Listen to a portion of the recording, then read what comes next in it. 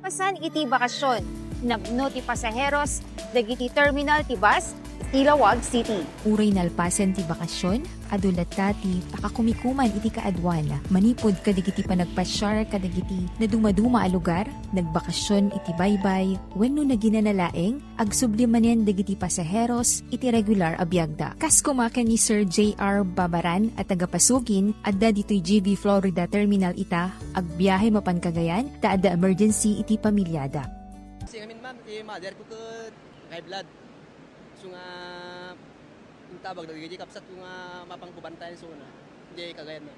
Addamet estudyante nga agsubli iti pagbasbasaan na kas kumaken ni Danica Gerin nga agbasbasa iti Isabela State University. Nag-Christmas and New Year. Yan na, dito Ilocos ti nagbakasyon ng adi. Pagod po Ilocos Norte po. Inbagamit ni Sir Alnor Sabado Jr., dispatcher ti JV Florida, nga kaaduna ita dagiti pasaheros. Ado digiti pasero ma'am iso nga dada digiti extra buses tayo. Tapno lang ma-accommodate tayo iti needs digiti customer tayo ma'am. Manipod tatay bigat, aging gana tata sir kaswiti kaado ti tao. Alos 24 hours nga kastoy ma'am ti kaado pasero. Agmalmale magpatpatnag. Masigurado met nga maipalugan tay amin dagiti pasaheros sir. When ma'am kaasin apo may palugan mi met amin idano ka ma'am. Itimit Parinas Terminal at dadamit digiti agururay a pasaheros kas kumaken ni Ma'am Baby Agnes asaan ang nakapareserba iti panagbiyahe na nga agsubli ijay Manila. Dapat hindi kalman kaso awan ti bakante. So ngayon makipagsapalaran ulit baka meron na. Inbatadmet ni Sir Rogelio Colado, dispatcher ti Parinas Trans, ano ornusmet ti agdama a sitwasyon iti bus terminal. May peta po na Nornosmet ken amet na nagulo ken adamit talong estrabas mi apo. Itimit terminal iti Maria de Leon na danunan mi ni Sir Jarrell agsunod nga awan pagtugawanan. Isu anapilitan nga agtugawlatan isu na iti tenga. Expect lang nga naguray kami dito. So nga okay met lahi.